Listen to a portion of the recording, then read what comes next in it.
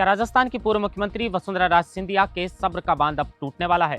क्योंकि ना ही तो उन्हें राजस्थान की सत्ता की चाबी दी गई और ना ही उन्हें राष्ट्रीय अध्यक्ष बनाने पर अमित शाह और प्रधानमंत्री नरेंद्र मोदी की सहमति है। और जिस तरीके से वसुंधरा सिंधिया को मुख्यमंत्री बनाने के नारे लगे थे, उसको लेकर बीजेपी के प्रदेश अध्यक्ष मदन राठौड़ का कहना है, उन्होंने भड़कते हुए जवाब दिया और कहा कि सबका अपना मौलिक अधिकार है, लेकिन राजस्थान के मुख्यमंत्री तो भजन लाल शर्मा ही हैं। वैसे तो वो राष्ट्रीय उपाध्यक्ष है पार्टी की और सम्मानित नेता हैं, लेकिन मुख्यमंत्री बनाने के जिस तरह नारेबाजी है, उस पर भड़कते हुए कहीं ना कहीं मदन राठौड़ ने जवाब दिया है।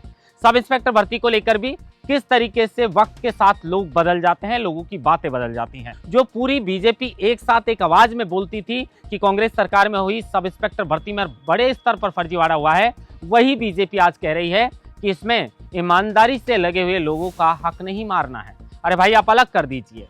जिस तरीके से मदन राठौड़ ने जवाब दिया है और कोर्ट में चौथे दिन भी सब इंस्पेक्टर भर्ती को लेकर सुनवाई जारी है, विस्तार से इस पर भी बातचीत करेंगे। लेकिन गोविंद सिंह डोटासरा जो कांग्रेस के प्रदेश अध्यक्ष हैं, जुलाई 2020 में प्रदेश अध्यक्ष की कमान उन्हें सौंपी गई थी और अगले हफ्ते उनका 5 वर्ष का कार्यकाल पूरा होने जा रहा है। तो अब कहा यह जा रहा है कि क्या गोविंद सिंह डोटासरा लगातार कांग्रेस के प्रदेश अध्यक्ष रहेंगे या इन्हें बदला जाएगा और 2028 में राजस्थान कांग्रेस का चेहरा आखिर कौन होने वाला है? उसके अलावा सचिन पायलट, क्योंकि सचिन पायलट प्रदेश अध्यक्ष थे और उसके बाद ये जो है वो प्रदेश अध्यक्ष का पद गोविंद सिंह डोटासरा को दिया गया था। सबसे लंबे समय तक प्रदेश अध्यक्ष रहने का रिकॉर्ड भी सचिन पायलट के नाम दर्ज है। हालांकि उनसे पहले मदेना जो है वो प्रदेश अध्यक्ष रह चुके हैं, अशोक गहलोत भी रह चुके हैं, लेकिन एक साथ सबसे लंबे समय तक प्रदेश अध्यक्ष का रिकॉर्ड सचिन पायलट के नाम है। सचिन पायलट ही प्रदेश अध्यक्ष थे जिन्होंने कांग्रेस की बुरी हालत में 2013 के अंदर हार हुई और उसके बाद 5 वर्ष तक धरातल पर संघर्ष करके कांग्रेस को सत्ता पर काबिज किया। लेकिन जब मुख्यमंत्री बनने की बात आई तो अशोक गहलोत ने दावेदारी दिखा दी। इस पर भी बातचीत करेंगे। लेकिन नरेश मीणा ने भी सचिन पायलट वाली भाषा में बोला है कि मुझे नीली छतरी वाले पर भरोसा है। अब मनोज मीणा जो छात्र नेता हैं, जो छात्रों के हितों में हमेशा लड़ते रहते हैं, उन्होंने कहा है कि अगर 11 जुलाई की शाम तक नरेश मीणा को रिहा नहीं किया तो फिर जयपुर में बड़ा आंदोलन होगा। झालाना के अंदर भी सर्व समाज ने जो बैठक की थी उसमें यह निर्णय लिया गया था कि अगर 20 जुलाई तक नरेश मीणा की रिहाई नहीं होती है तो 20 जुलाई को राजस्थान विधानसभा का घेराव किया जाएगा। इन सब खबरों पर आज राजस्थान डायरी के अंदर विस्तार से चर्चा करेंगे। नमस्कार, आप देख रहे हैं लोकमत हिंदी और मैं हूं आपके साथ महेंद्र मासूटा।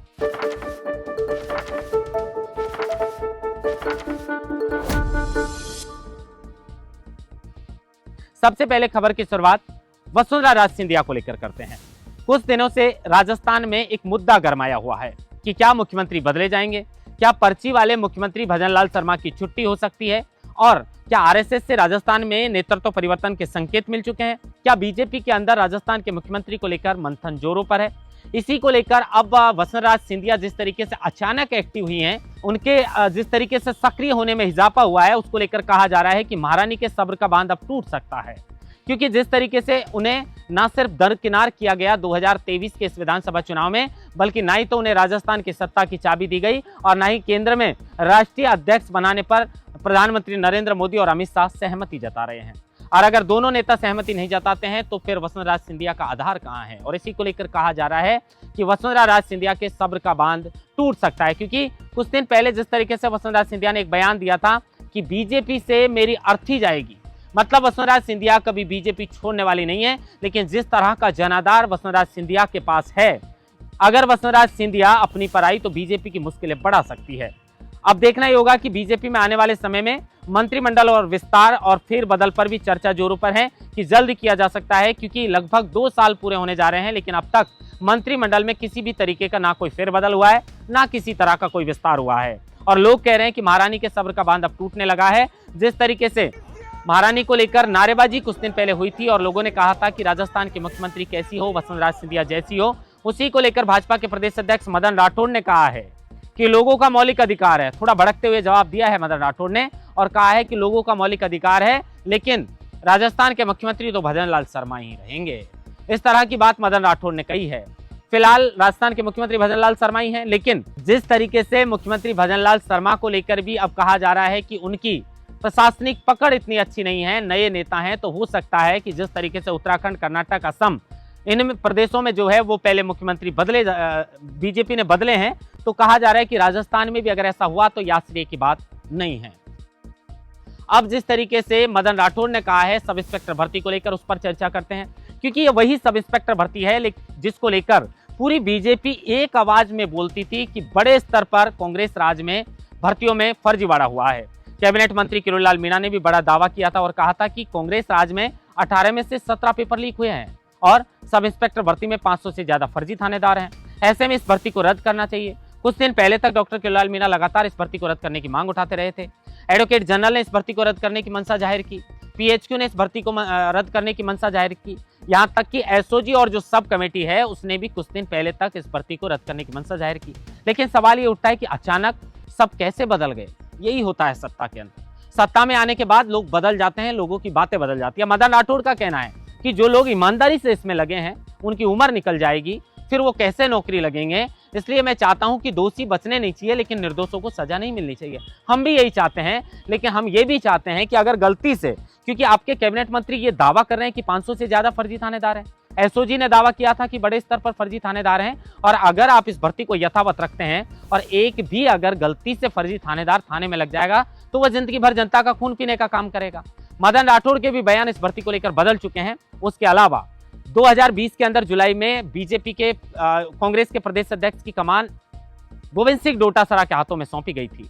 लगभग 5 वर्ष का कार्यकाल उनका पूरा होने जा रहा है। अगले हफ्ते में गोविंद सिंह डोटासरा के 5 वर्ष का कार्यकाल पूरा होने जा रहा है। तो अब सवाल राजनीतिक गलियारों में ये भी जोर पकड़ने लगे हैं कि क्या गोविंद सिंह डोटासरा ही कंटिन्यू जो है वो राजस्थान के कांग्रेस के प्रदेश अध्यक्ष रहेंगे। सवाल ये भी उठता है कि 2028 में ये कमान जो राजस्थान में जो चुनाव है उसका चेहरा आखिर कौन होने वाला है, क्योंकि प्रदेश अध्यक्ष रहते हुए सचिन पायलट ने जो धरातल पर संघर्ष किया था उसी की बदौलत कांग्रेस सत्ता में आई थी और मुख्यमंत्री पद के लिए अशोक गहलोत ने दावेदारी ठोक दी थी। अशोक गहलोत ने हमेशा यही किया है, चाहे आप 1998 के चुनाव देख लीजिए, 2008 के देख लीजिए, सीपी जोशी दावेदारी ठोक रहे थे, लेकिन अचानक मुख्यमंत्री बन गए अशोक गहलोत। और 2018 में सचिन पायलट के साथ भी यही हुआ। नकारा निकम्मा जैसे शब्दों का इस्तेमाल किया, ये रिपीट किया है मदन राठौड़ ने कि अशोक गहलोत तो खुद के जो डिप्टी सीएम है उनके लिए नकारा निकम्मा शब्दों का प्रयोग करते हैं, लेकिन वही सचिन पायलट ने कांग्रेस को सत्ता में काबिज किया था 2018 में। शायद गहलोत साहब ये भूल गए थे। अब हालांकि कुछ दिन पहले कांग्रेस में अशोक गहलोत और सचिन पायलट की एक जो तस्वीर है वो जमकर वायरल हुई थी, जब वो अपने पिता स्वर्गीय पायलट साहब की 25वीं पुण्यतिथि को लेकर आमंत्रण देने के लिए अशोक गहलोत के घर पर पहुंचे थे। तो ऐसे लग रहा था कि ये दोनों नेता अब एक हो चुके हैं। अब विपक्ष में है भाई, एक रहे कि अलग रहे क्या फर्क पड़ता है। एक रहकर अगर लड़ेंगे तो फिर सत्ता में काबिज हो सकते हैं, फिर जब सत्ता में काबिज होंगे तब ये निर्णय किया जाएगा कि कौन किस पद पर रहेगा। लेकिन सवाल यही खड़ा होता है कि 2028 में कांग्रेस का राजस्थान का चेहरा आखिर कौन होने वाला है। कांग्रेस किस नाम पर चुनाव लड़ेगी और प्रदेश अध्यक्ष गोविंद सिंह डोटासरा क्या सचिन पायलट का रिकॉर्ड तोड़ेंगे या फिर नया किसी चेहरे को राजस्थान कांग्रेस के प्रदेश अध्यक्ष की कमान सौंपी जाएगी। उसके अलावा नरेश मीणा फिर एक बार कहकर गए हैं, जिस तरीके से उन्होंने पहले कहा कि न्यायपालिका की आंखों से पट्टी इसलिए हटाई गई ताकि वो जाति और धर्म को देखकर न्याय दे सके। उसके बाद उन्होंने भजनलाल शर्मा के लिए भी कहा था कि भजनलाल शर्मा अपना वादा निभाएं, क्योंकि नरेश मीणा के पिताजी से जिस तरीके से यह समझौता हुआ था, वादा किया था, कहा जा रहा है कि वादा खिलाफी की है। अब सचिन पायलट जिस तरीके से आमतौर पर बोलते हैं कि नीली छतरी वाले पर भरोसा है, वही बात कोर्ट के अंदर नरेश मीणा ने कही है और कहा है कि मुझे नीली छतरी वाले पर भरोसा है। नरेश मीणा को कोर्ट से फिर एक नई तारीख मिली है 19 जुलाई की। हाईकोर्ट के अंदर 11 जुलाई की तारीख है। छात्र नेता मनोज मीणा ने कहा है कि अगर 11 जुलाई की शाम तक नरेश मीणा को रिहा नहीं किया गया तो फिर आने वाले समय में बड़ा आंदोलन राजस्थान प्रदेश की जो राजधानी है उसको झेलना पड़ सकता है। पहले भी 20 जुलाई को आर पार का अल्टीमेटम जो है वो सर्व समाज की ओर से दे रखा है।